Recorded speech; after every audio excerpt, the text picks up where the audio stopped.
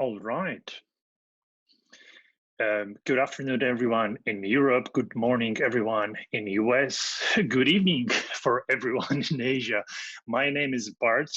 I'm a co-founder to Explain Everything, and together with me is Rashan, another co-founder and director of studies at New Canaan Country School.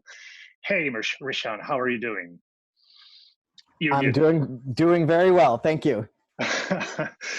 Together with Rashan, we joined forces today in order to provide you with illustrations how you can use collaborative whiteboard, explain everything collaborative whiteboard when teaching remotely. And the webinar today is based on a blog post that we provided some time ago. Let me just show you what's the resource that you can look into, or perhaps you already did, that illustrates 3 collaborative scenarios that we're going to cover today. So if you go to our blog, I'll show you how to do that. If you go to explaineverything.com/blog, you'll find this post easily. It's just here. So if you already know this one, today we're going to dive deeper into technicalities if needed, and also into the real life practices that we will illustrate on this call. Before we begin, few housekeeping items for you. This session is recorded. That means we're going to have a link for you with the video so you can refer back and practice what we're going to share, or just share the video with others that would be interested in the materials that we're about to share. If you would like to ask us questions, please go ahead, do so. You can use chat. We're going to answer as many as we can. Be ready to join us when we'll be covering collaborative whiteboarding, as we'll open the session for collaborations, and it would be great if you could give it a try yourself if you have explained everything with you on your tablet. And if you would have any remaining questions after the session, you can feel free to ask them using our support email that we provide here. And of course, you could also join another session, as there will be another session that is going to cover the same set of examples.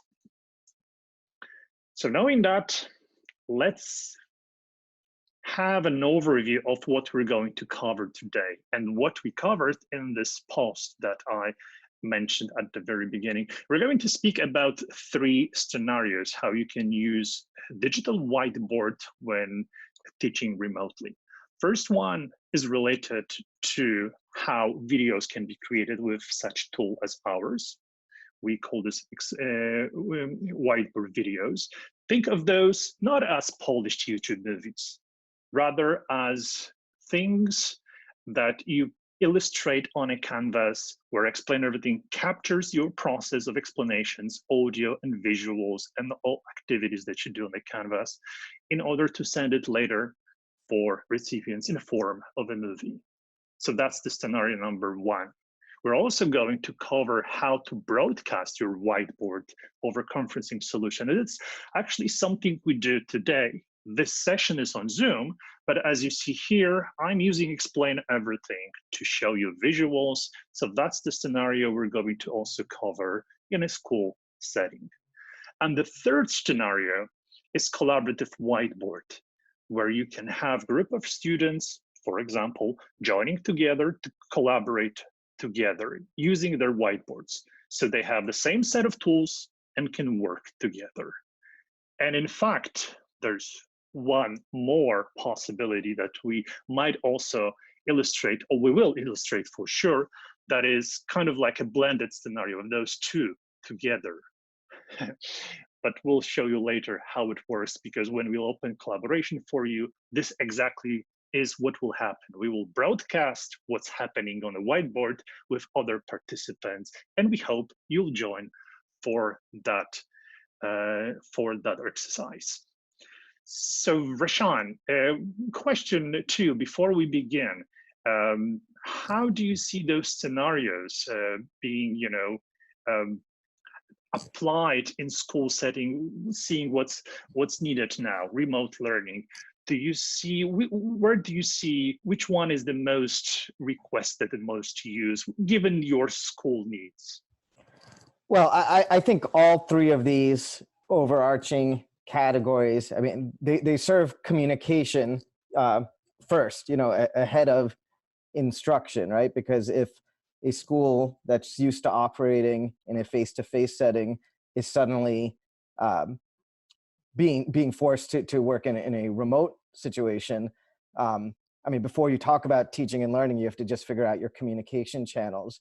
So I think our tool basically enables a type of communication when you're faced with a problem like this in a totally new way. And then teachers are the ones who can figure out, all right, now that that channel is established, how can I use it for teaching? What can I do in an online or remote setting that I actually might not be able to do face to face, right? And like, what new Right. types of communications does it enable because we're forced into this medium? I think the whiteboard videos is probably people's first landing spot, especially because it's hard to coordinate synchronous remote school immediately. So this way, you can use whiteboard videos to at least let students hear your voice and see what you want them to show them, but not necessarily also trying to coordinate schedules and synchronous meeting software. I think the next level up is what we're doing right now, which is that broadcasting. So when you're using a Zoom or a Google Meet or Teams or whatever, um, yes, you can just have a voice and video conversation, but when you can go beyond just screen sharing, but to Mhm. actually being able to like use it as you might a whiteboard or a chalkboard or even a napkin, um, that's something else that people are starting to find effective when they run up against, all right, Zoom is great for connecting and seeing and hearing each other, but now I want to do more. And then I think the area that is, as time goes on and folks start to get into a rhythm, hopefully it's not too long, but we don't know how long this will last depending on your region. um, there's going to be a point where, again, folks want to be able to do more in a remote setting. And so that's where kind of the collaborative project comes in and really helping. I see a tremendous power in giving students reign to organize their work and then come back. And when you think about different age groups, which scenario is the most appropriate, let's say, for youngest students? I think with the youngest students, the best thing is probably when teachers are able to create videos and send them, mostly because parents or caregivers are going to be the ones who are mediating whatever this experience is going to look like. And so again, not creating this additional urgency or almost anxiety around like needing to be in a certain place at a certain time because everybody's wrestling with all kinds of other crazy schedules and things in their lives. I think that's where the asynchronous um, video sharing can be really helpful as far as easing some of that anxiety and time pressure while still communicating effectively. Cool. Would you like to walk us through those scenarios? Sure. So I'm gonna try to share my iPad screen because I think it'll be helpful for our audience to also see things I'm clicking and opening. So iPad via cable. So I'm in Zoom right now, and I'm using Zoom's option to share a device screen. Oh, and it's asking me now for permission to do something. It might actually kick me out and back in. Let me see what happens. Um, I will be back in a moment. No worries. Since, again, Rashawn currently is trying to put in action this second scenario, that's broadcasting your whiteboard over a conferencing solution of your choice. There are different conferencing solutions, and each one has its capabilities and limits. This is actually quite a sophisticated scenario because you're using two apps at the same time. Zoom, that's in our case where we have this webinar, and explain everything. And sometimes there are conflicts that needs to be resolved. Luckily, we will point resources to you where you can find help resolving those conflicts and getting smoothly to the point where you can transmit your whiteboard over conferencing solution for the best result. So once Rashawn figures out how to connect with his whiteboard, we will first focus on how to create whiteboard videos. That's the level number one. And then we will speak about whiteboarding on a conference call. Today, because I am back, and I'm just okay, Kuba's going to add me as a host so I can get my video and screen sharing back. Sorry for interrupting. no problem. Today, we're going to focus on the uses, maybe not on the technicalities, but we are happy to cover those and answer your questions. If there are some specific questions related to specific solutions, you can ask them on chat, and we'll make sure to answer as many as we can.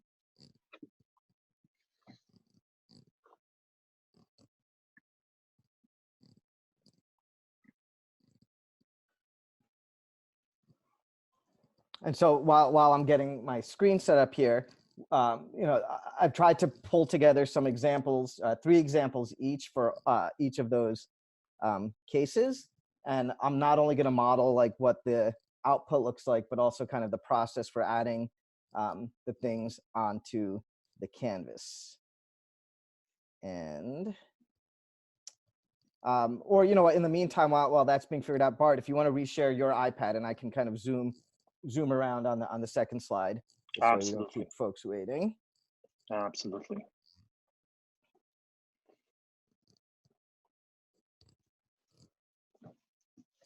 So the 3 examples that I'm going to walk through is one, a teacher communicating to their student using a whiteboard video. Oh, let me turn off my Ninja Zoom there. The second is a teacher communicating to parents. And then the third is a student communicating back to a teacher. So how can you allow students to demonstrate their understanding in a certain way? Oh, so Kuba, so this is, we're also learning here with Zoom and its capabilities and stuff. So what we've just learned is, I think, when a webinar has started, you can't necessarily add a new co-host. So I'll get creative here and kind of add screenshots in real time of what I'm adding. But Bart, is your Ninja Zoom on? It's off, right? It's off, so okay. You can guide us across the canvas. Okay, cool. So let's talk about an example of a teacher to student making a whiteboard video. One of the first things that I've always appreciated about how we've built this tool is the ability to import existing files. So I'm going to model importing a file from one of my many cloud storage places. In this case, I'm choosing I'm using iCloud, and I'll show screenshots of all of these menus in a second. And I'm going to pull in a slide deck that I've made in another app. I made a slide deck in Keynote, and I'm going to import these slides right into this area. So while you're doing this, let me just show you where you find insert new options. So this first button on the left side, we have a toolbar. The first button allows you to insert any image, video, file that you have within one of your storage solutions, or even files stored locally on your device. So that's what Rashawn used to bring those elements now to the canvas. Yep. So what I did was I clicked on insert files, then I chose file, and then over here amongst this menu, I happen to choose files, but you can see all these other storage options. And then this is a folder that I have in my iCloud, and I selected this particular slide deck, and then that's what imported up here. So if I was a teacher, creating an instructional video about this particular content, I'm going to hit record, and I'm actually going to zoom into this first slide so like it's framed in here. Hello, class. Today is the second part of our persuasive letters exercise. Let's do a recap of what we've done so far. We looked at some examples. We found some new examples on our own. We analyzed formal structures of business letters. You've each thought about who you might want to write a letter to. or sorry, the issues that you're interested in facing and the audience whom you want to reach.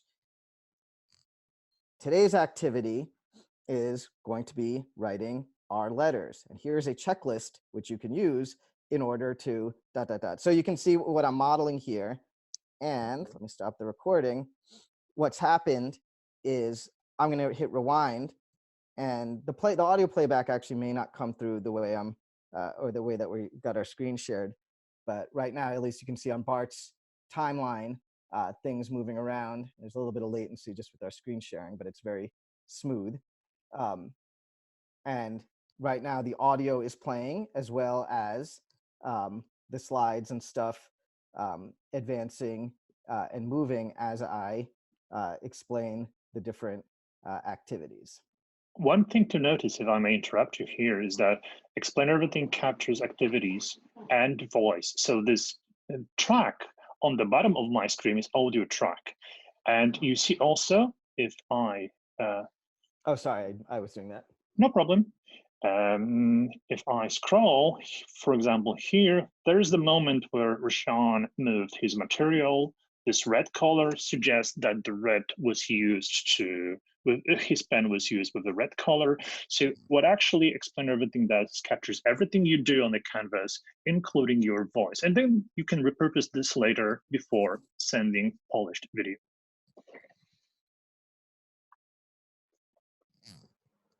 Thanks. And so let me show just like another kind of proof of concept idea. So imagine a teacher communicating to parents, or like we said in the opening, especially for younger folks who aren't going to be expected to like access or online things independently or even at all. So I'm going to pull in another file, and I pulled this off of NASA's free resources. So this is just it's like a do at home activity, and it's loading on your screen. I'll give it a second. Okay, now we see progress bars. Okay. So this is just a PDF that I'd downloaded, an open source piece of content. And as a teacher, I might want to make an instructional video for parents to know what they might be able to do. So I'm gonna append this to our existing recording here. And so in this case, I could say, hello, parents of my students. Here's a challenge that you can try this week. Don't try to make it due in one day, or something you can do at home or over the weekend. And it comes from NASA. The idea is to create, using materials or found materials, a safe lunar landing that will absorb shock when they land. And here are some of the materials that you can use: a paper cup, marshmallows, or if you need cotton balls, folded index cards, pencils, and so on. The idea is that you want to be able to drop it 3 times without the thing that you place inside, which could be even a Lego figure, without falling. So all I've done here is the same technique that I did in the teacher to student example, but now I've just changed my audience. But beyond that, all the mechanics that I did are the same. So Rashawn, one question coming from those participants of this session: how can you make notes and then speed them up, then record again with mix, so you can so that your voice is normal speed over twice the speed of the notes? So what would be your solution to speed up the notes and have a voiceover that is like normal, with normal speed? So there's a couple of things that I think you can do. One is, if you've got your annotations, so I'll zoom back here, and your screen may zoom at a different rate than mine as it's catching up. In Explain Everything, there's the option to do some speed up of the video directly from the timeline, though it does attempt to speed up your audio in sync if you've done audio with it. Mm-hmm. So things that I've done before, one, I'll create the sped up annotated video thing, and then I might dump it into an iMovie and do recording. I've actually never tried, if I speed up the annotation, can I then record my audio again, and it will be at the normal speed? It won't. The solution for that would be rather to have your visuals ready first, export them as video and then import it back to explain everything. Oh, okay, yeah. Let's say you take an empty slide, you import the video with visuals, and then you can scrub through the video, use it at your own pace when speaking, providing voiceovers to the video that you manipulate on the canvas. All right, so that's good, because Mm-hmm. let me pull in this screenshot here. It should take over your screen in a moment. Yeah, it's loading. We see it. So in this, creating these whiteboard videos, this export area is where you get a bunch of different options of what to do with the video that you've created. Mm-hmm. And this is in response to the participants' question, but also just good to know. This export option here is what lets you just save it as a standard MP4 video file, which can be used across any platform that will accept it, including Explain Everything, where it could be brought back in.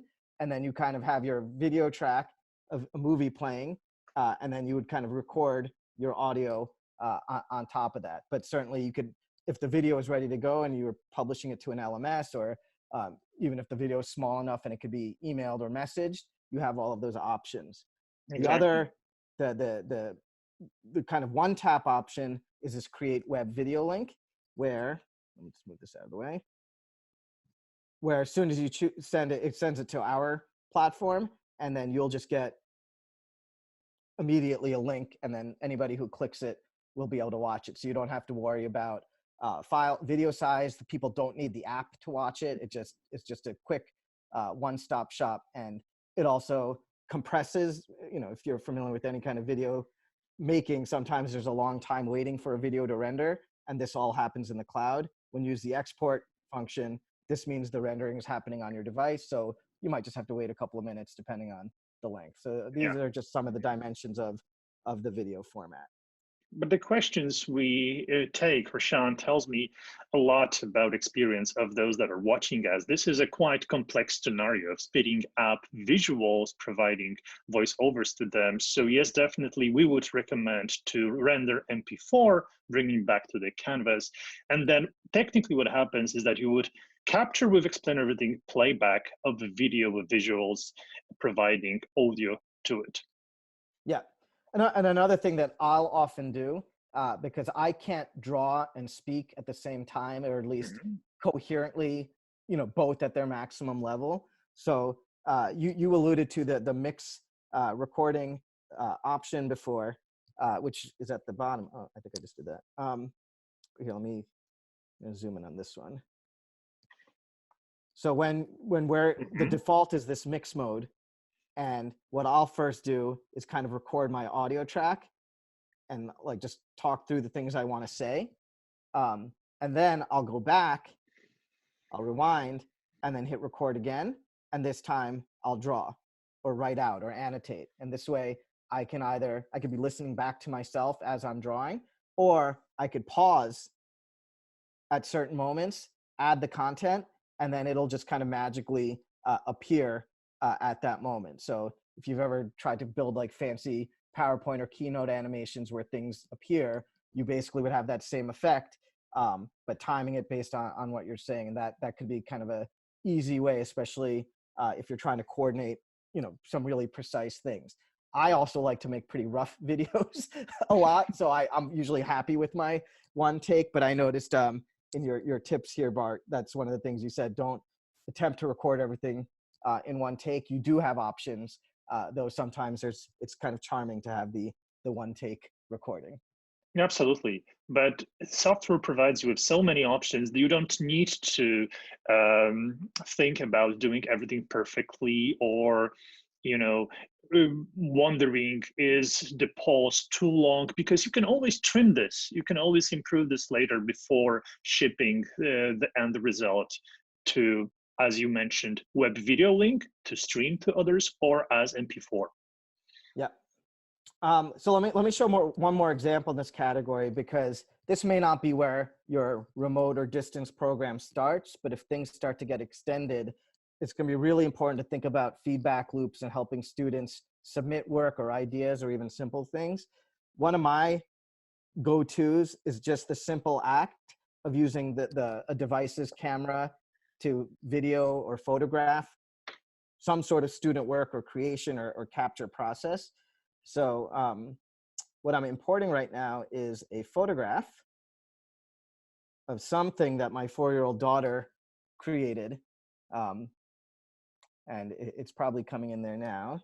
Yeah. And what I could have her do as a parent assisting her is just hit the record button and like have her talk through what she made here. I could scream and see if she'll come over here from the kitchen and do it in real time. Maybe we'll do that at the end of this session.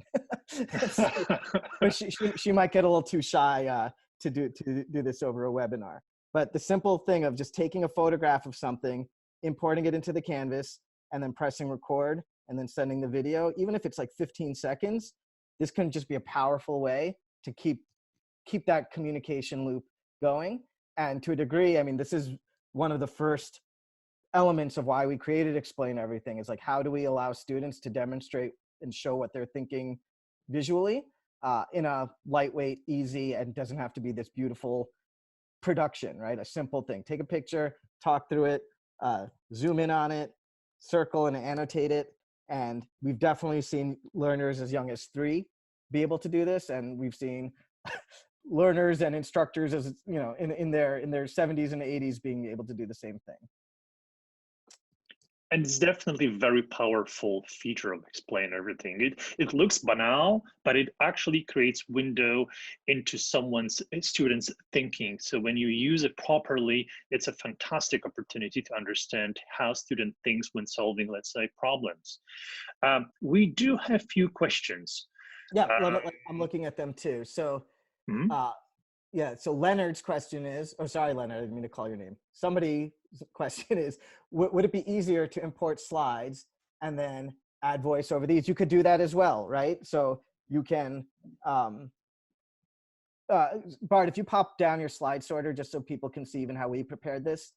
So I happen to, in my example here, I happen to import these all onto the same slide. But when you import a multi-page document, you get presented with a choice. Let me take a screenshot of this so everyone can see what I'm talking about here. So when you import a document, you get presented with this menu. It's going to appear on your screen in just a moment. Okay, it's coming up for us. And you get a bunch of different options. And honestly, this is going to depend on your preference and what you find works well for you. I chose horizontal on current slide. You could also do it as a grid. So it'll, like, in this case, it would have been probably a 2x2 grid. Stacked, it would have been all the pages on top of one another. Vertical would have been a column, and then separate slides. So if this is how you think in terms of slides and that kind of structure is easier than zooming around, you should do that, right? So you could I could have imported these 4 and it would have created 4 more slides, 1 per each. It's totally user choice. You also have to think about your audience. Some people may, if you have a lot of slides, not feel great about all of the zooming in and around. So you might want that kind of more fixed perspective and kind of guiding your audience in that way. I think the most important thing to know here is that you have choice, and you'll play around with those choices and find what resonates with your audience the best. And that might change audience by audience, and also might change content by content, right? Something might be a little bit more linear and a more rigid flow might make sense. Something might be more free flowing, and therefore you want to have a more free flowing choice. Absolutely. And I think that answers also Ben's question. Patricia asked us about showing how you can edit presentation quickly. My answer to that would be that think about editing features on 2 levels. You can either edit contents or build contents from scratch using the tools that you see on the left side of my screen. And we often see teachers and presenters doing that because it's a very powerful option. Not to start with ready-made slides, but just to build them as they provide. Let's say when they engage in a storytelling, they can use the set of options that we have here to create things on spot. Or just import existing documents as Rishan illustrated on those examples to work with, where you have options to cut out elements, replicate them, highlight. So that's the one layer of editing features that you have in Explain Everything. You can create content or work with existing content. The other layer is what we call timeline, and I just opened the timeline. It's visible on the bottom. That shows you your recording and allows you to trim it, edit it. You can press and hold elements of even illustrating where the stroke was made. You can delete that stroke and provide a new one, recording again, stacking layer by layer additional elements of your recording. So it's very powerful. We do have materials on details of both content editing and video editing, and I'm happy to share links to those resources at the end of our webinar.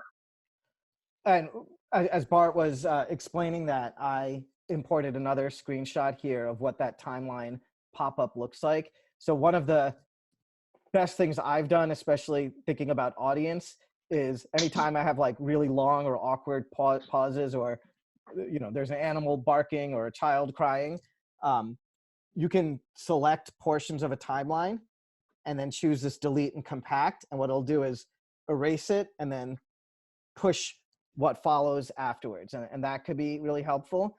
Another thing is, if you use the delete button, it'll like erase it and just create a gap, but without compressing it. So, again, if you're getting into fancy retakes and stuff, you can like overdub in a small segment or remove just a small segment if that comes in. But again, I think this starts to get into like when you're in like level 2, level 3 of oh yeah.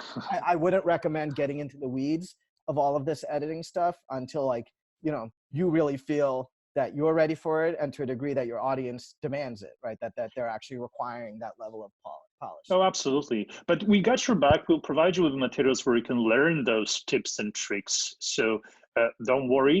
Just to answer a question coming from Amy, does each slide have its own video, or are they continuous? Each slide can have its own video, but they can play all together. When you render video out of what you have on a canvas, even if you have slide division, it will render as one video where each slide will play one after another. But each slide is independent in terms of recording. You can record video for each slide separately. Before we close on explainer videos, few hints that we listed here on the bottom of my screen. As Rishan mentioned, don't try to attempt to do everything at once. You have the flexibility, you have the power of the tool to go layer by layer and improve or add additional elements with separate takes. For long recordings, you can use create web video link. It makes sense if, let's say, you're capturing a lecture that is hour long or 2 hours long. Then when exporting it as a web video link, we take this heavy burden on compressing it to the video to our cloud servers. So it happens almost instantaneously. You can repurpose and reuse materials. So if you have something, let's say, that worked in the previous year and you want to just redo the audio track, you can do this with Explain Everything by the editing features that we have. And last but not least, you can encourage students to use the recording, as Rishan provided in this example, to have an opportunity to document their thinking. Cool. So one other thing to add on to Amy's question too, and I made this diagram, is while you're recording, when you go to the next slide, the recording continues. Oh, yeah. But as you said, Bart, it does set up a separate recording for each slide. Some people I know, when they've created, when they've started talking about and annotating documents, they want to be able to go back a slide. And I saw somebody in the chat mention this. So say you've already marked up one of your slides and you've done some recording. we have an option to duplicate the slide without the recording. So again, this is starting to get a little bit fancy, but we just want to let you know that all of these capabilities are possible.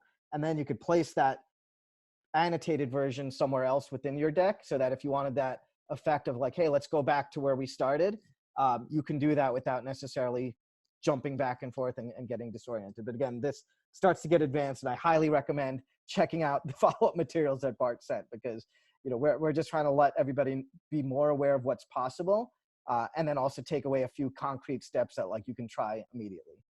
Absolutely. So that's the first of three scenarios that we covered. So why don't we move to the second one, that is broadcasting your whiteboard as we do currently to you over Zoom, shall we? Yeah, please jump ahead to slide 3. So that's the slide 3. Okay, so I mean, now that we've kind of gone through some of the kind of mechanics of how stuff was built, we can talk a little bit more about the context. And we're lucky that we're modeling it in real time here. Okay. As far as using a video conferencing solution, we're using Zoom's webinar tool to mediate this synchronous audio and video. What is helpful from a latency standpoint, I like to connect my cable, a tablet to the computer that I'm connecting with. Now, not everybody is going to have those resources, so I don't want to make that assumption. But just for anybody who's curious, when you have that ability to connect a device to your tablet, and then you're using this for the audio and video, I have found that to be the most kind of smooth experience, because then you're depending on less on like the platform Zoom's ability to handle all of that latency. But this is just, again, a personal preference. Yes. For this example, I'm actually going to use the same content here. Just for fun, I'm going to import that same slide deck as a grid this time. So in the same way that I would have made a video, oh, that imported twice. Interesting. Oh, I hit duplicate by accident. Yeah. In the same way that I had talked through the slides in my video, I can do the same thing in a live setting. So here, by zooming in this much, I'm having some control over what my audience sees in this live setting. So it's almost the same thing as doing the video, except we're live. So I might say, hello class, we're in part 2 of our persuasive writing exercise. Let's recap what we've done so far. We've read and provided some examples, we found some new examples, and so on. And so I'm just doing the same things. And again, I'm not using separate slides. I'm just zooming around on the same one because it's how I've organized it. But all I've done is bring in content I've created somewhere else, brought it in here, and I'm just bringing it to life and really being thoughtful about directing my audience to seeing what I want them to see. I think too often I see people, they get on a video conference and they'd be like, oh, and I emailed this document, right? And so now you're expecting your audience to be navigating a document in one window while participating in voice and video in another space. And, you can get to that point of being able to facilitate that really well, but you're just putting a lot of cognitive load on everybody to try to orient themselves to all of those things. So this is where using our whiteboard to really help confirm that the audience is seeing what you want them to see in that given moment can be super helpful.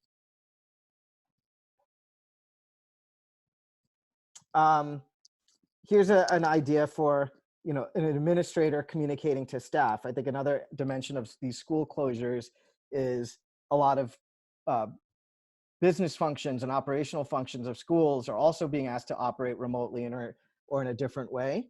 And so if you think about like, well, how are faculty meetings happening? How are other types of communications happening? You're going to need to figure out ways to do that effectively. So I'm just importing some doodles that I've made. You don't have to draw like this. But if I was, say, the division principal or a division head, and I'm telling my faculty team about what they can expect or how to plan or what they should communicate, I might create or I might use in this setting in a live whiteboard. We might have a team meeting and say, hey, all of our middle school faculty jump on this Zoom link at 9 a.m. on Tuesday, because we're going to have our team meeting to talk about how to plan for the next 5 days. And I could say, here is our planned schedule, what you should be thinking about communicating. So too often it's easy for that administrator just to send an email, here's an attachment, and then hope that people follow it. Or you do the thing of getting on a voice call like this, and you communicate, you see each other, you have time for questions, but it's still separating like the two moments. Here's the thing I want people to be seeing and thinking about versus gathering together. So I think using a whiteboard in a live broadcast setting can be especially powerful for administrative teams.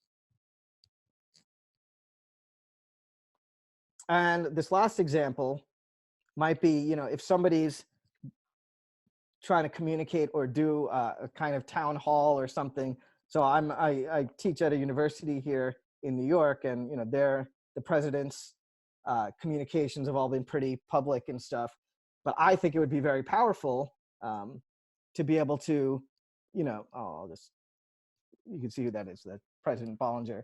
But like, if I was going to try to do a community building thing, like one thing I might do is read my letter and maybe also use that as a chance not only to convey the information or address any specific questions, but it would also allow people to see like my humanity and like see and hear that my compassion and my concern and all of those things, which are hard to translate in just text, and to a degree hard to translate even in a video message because that time is separated. I think that in times like this, that real timeness of being able to see, hear each other while also being able to like think about your audience and letting them see the words that you're saying. These are possible things. Another thing you could do is almost have it like a telestrator. So I'm using this option to lock certain dimensions, but I can have like a smooth scroll as I'm talking through what I'm showing. And again, that could be a powerful thing for the audience. So let me just show the audience where locking is possible. So if you use inspector tool, that's the tool that I just opened, and select object, you have here options to lock different dimensions. So if you lock horizontal, this object will only move that way. Or I can lock vertical and it will move only horizontally. One more thing I'd like to add to how you connected with your, how do you like to connect your whiteboard to the conferencing solution? So Rashawn mentioned that you're using cable connection usually, right? Rashawn? That's correct.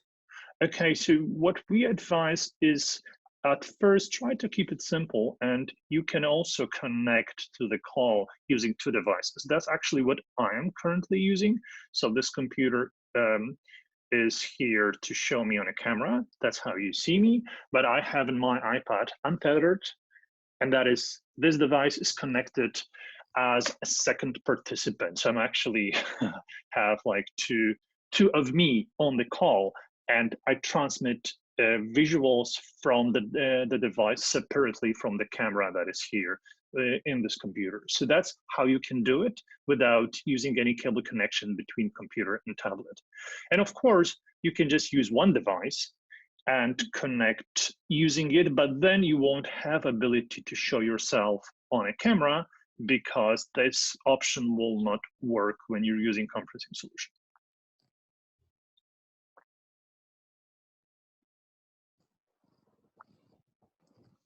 Cool. So I see some more questions that have come in the Q&A. Let me scroll through some of these.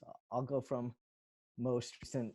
So somebody emailed with a problem, I think, using just the real-time collaboration, which we're about to get into in the next slide. So that might just be a technical issue, not a user issue. So what we would appreciate is a message to our support channel so that we can better diagnose that. We're, as you can imagine, experiencing unprecedented usage of our system and stuff. So we're rapidly building up and scaling, and also finding just new quirks and bugs that we didn't know existed just because of people's unique situation. So hopefully you can do that. Do you have to use webinar to stay connected when you present, or is that simply for so yes, our using Zoom webinars purely about like potential audience size, right? So that we can have up to 100 folks, and it also changes the dynamic of participants. So you have like a host, panelists, and then audience. I think if you're using Zoom's regular meetings, then like you just have to do more busy work to kind of like manage folks. Like the webinar just has some of those things built in. Somebody asked, does every student need to have an EE account to collaborate? No, though it certainly can make things easier for enduring collaborations, but to initially join, you do not need to. Can my students use the same code for two? Yes. So what we're going to show on the next slide with the collaborative projects is that once a project is set up, it's persistent. So it's not tied to a meeting. So almost like a Google Doc or any other kind of shared doc, once you've created the canvas and it has a code, you can go to it and return to it and set permissions and all of those things at any time. So the conversation can continue in a really weird and awesome way, where you have this mix of like synchronous, asynchronous, some recording, some video, and it could really, you could do a lot of wild things. And that's actually quite an important difference between this scenario that we're talking about, live streaming whiteboard, and session-based and group-based collaboration. When you're broadcasting your whiteboard over, let's say now, Zoom session, this visual exists when the session happens. But once we close webinar, you'll just get a recording of what took place. But with group collaboration, as Rashan mentioned, you have a code, and this code is always there for you, so you can connect to the cloud-based project. Group collaboration is project-based. The project sits in the cloud and is always available. With those sessions, they just happen when they're open. So why don't we move, one more suggestions to this scenario before we move to group-based collaboration. When you're broadcasting your whiteboard over any conferencing solution, your tools are always visible. Well, that's the nature of broadcasting screen of the device. However, you have this option to minimize number of tools that are presented on your screen. I just opened the pop-up here. You see the presenter mode that you can use that minimizes number of tools. So you have your drawing tool, you have eraser, you have laser pointer. You can switch slides and zoom in and out to browse the canvas. So that's what we recommend when you're broadcasting a screen of your tablet. So why don't we move to the scenario number 3? Shall we, Rashan? Yes, we can. Though since I'm a completist, I kind of want to get to, there's a few more questions here. So okay. Do we have any visual templates? We have a few templates that are part when you start a new project and that are there, but you can also create your own and save them as templates. And you can also save structures as what's called clip art. And I think rather than, again, getting into too deep into the weeds on custom templates and custom clip art, Bart, maybe that'll be included in our follow-up, or maybe you or Kuba could even post links in the chat here. Yes, we can. Right after, because I guess for most things, our answer is always like, yes, and. Right? So is it possible to do this? Yes, and. Somebody asked a question, I think if you're just using your iPad to do Zoom and trying to broadcast, explain everything, I'm actually not sure if Zoom allows you to also continue using your webcam while broadcasting an app from an iOS device. So I'm not sure. No, it does not. That's why you would need to have a second device to be, visible on the camera.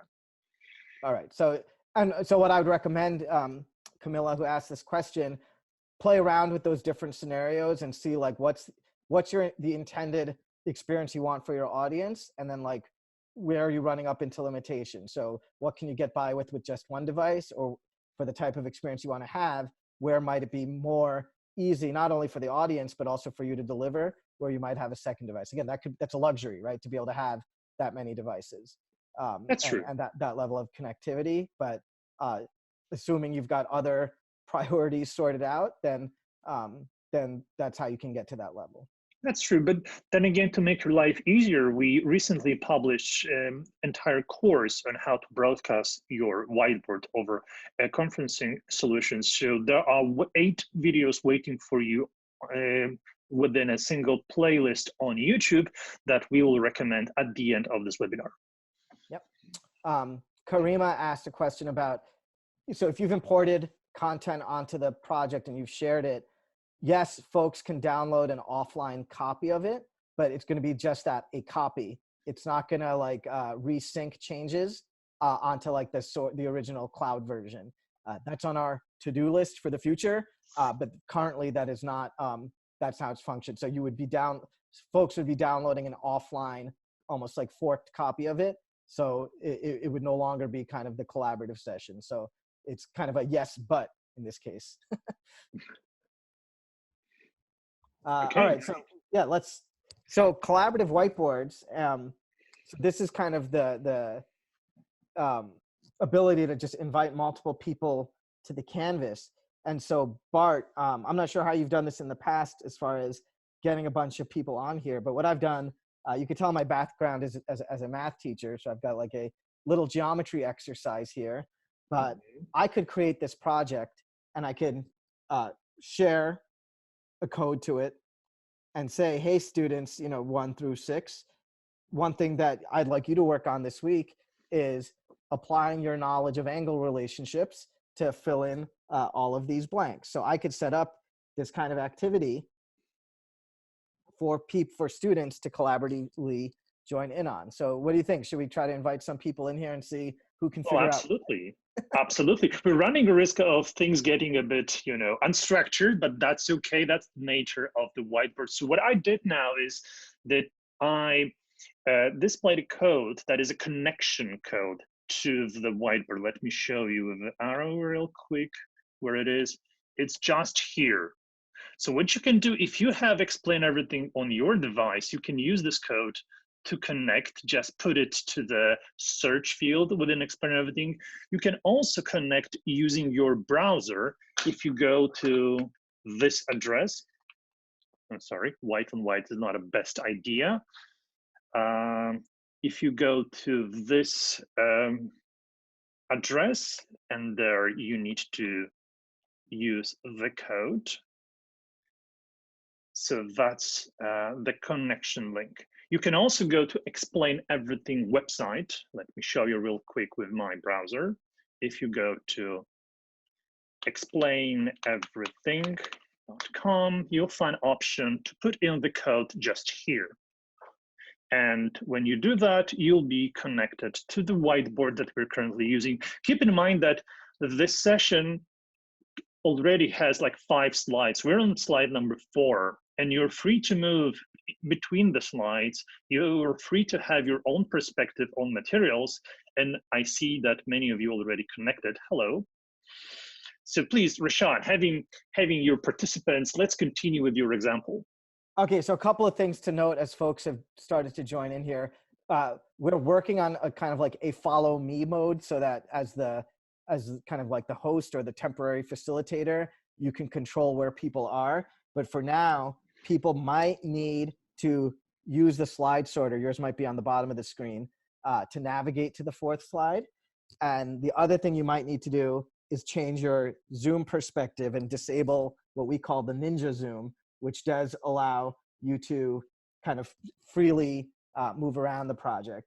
But we're working on the method now to be able to have a little bit better facilitator control of those things. So these are more things we've learned as more people have used the platform. Rashawn, actually, one of the participants already mentioned that we had a webinar on December 18th speaking about those new features and simplifications, and the question is when they are going to be released. Soon. This is the question I'm asking our product every day. When are we going to release those?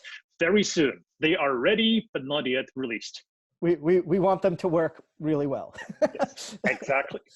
So here, so folks who join and have a method to either write with a stylus or your finger, or you can even use the text box tool, why don't you just see what happens? Now, this is probably more people on a project for this kind of difficulty than I would advise. But let's see, we can see some explainer finding, oh yeah, that is this would be 180 or transversal something or other. I did not teach geometry though. So you can start to figure out things. And maybe Bart, can you hide your collaboration list just so that Sure. the space for people to draw is a little clearer? I'm gonna move this text box out of the way. So let's just see what happens, and I'll kind of do some play-by-play based on what people are doing. Oh, you moved it down there. So I see some people are writing in, and maybe. What we usually recommend for those collaborative group projects is to keep those groups small. Let's say 5, 6 people. So if you divide your class into smaller groups, you can create separate sessions for each of the groups so they can work together. Yeah, so right now I think there's like 50 people trying to join, and we did not we didn't necessarily design for that, nor we, oh look, I got kicked out. So normally, so let's think about this, right? So like a Google Doc where you could have all of these people working synchronously and asynchronously, the format kind of dictates that like that's like a reasonable use case. In our perspective for collaborative whiteboarding, it's not really collaborative if you've got 50 people working on the same thing at once. It's just kind of cooperative or parallel work. So we've optimized or designed the experience around like small teams or small groups working together. This doesn't mean you can't try to push the limits and see what happens. But as you can see, you know, we just not, did. yeah, and we're not afraid of like showing those little nicks and cuts there, because it speaks to like kind of understanding the capacities and really the types of things that would make sense for having folks all collaborating in real time. So do you want to jump over to slide 4 while you're, oh, you're resolving again? Me too. Yeah, let me resolve that issue real quick and we can continue. Yeah. Or the worst case, the other thing you could do, Bart, is you can change it so yeah, that under, hold on. Only I have permission, and then yeah. kick everyone else out. You can actually limit permissions for participants. Let me just show you where you do that. So if you tap invite, here's where you can set permissions for either those registered users, there's 2 of us on this session, or you can change permissions here for anyone with the link that joins the session. You can change it to, let's say, viewer only. So those that joined would be able to use Zoom tool to move around, but not editing buttons on it and everything. I just did that to everybody. I just took away their editing features. So okay. Let's see what happens. Or maybe I also just kicked them all out. So just so I can, let me try to get to where everybody else is. Oh, I want to get to slide 4. All right, so Ben Newman is still here.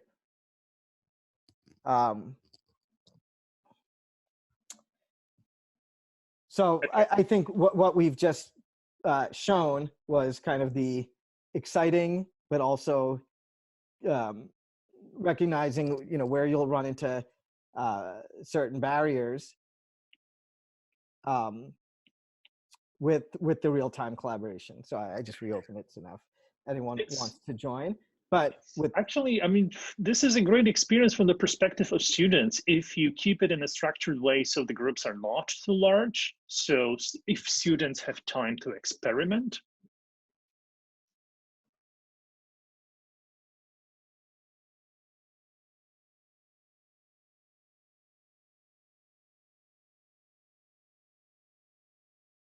So hopefully that answers your question.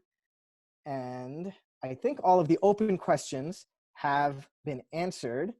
And, you know, the last thing I'll show, and I know we're way over time here. You could have teachers use Explain Everything to just use it as a place where they're whiteboarding and collaborating. So everybody's going to have their different systems and processes, but imagine, you know, you've worked up a draft schedule in an Excel or in a Numbers or in a Google Sheets, but you want to have a conversation about it. You could import it in like I have. I mean, this was blank, and then just be able to like do markup and feedback, which might be easier for some workflows, especially if you don't have a solid workflow around using comments and other things built into some other tools, as a way for teachers to collaborate with one another as they're kind of planning during this very, very unusual time. So I'll end there, Bart, and then we can maybe just show the last slide, and then we can close this up, and we'll see what happens with the recording. We're resume the recording, so sorry for the kerfuffle on this end, network connectivity issues. So on the last slide, what we provided you here is information about pricing of Explain Everything. And we're speaking here about Explain Everything Collaborative. That is the Explain Everything whiteboard that is supported by the cloud features that help you to do the collaborative whiteboarding, open cloud projects, and also takes care of those videos to render them in the cloud for your convenience.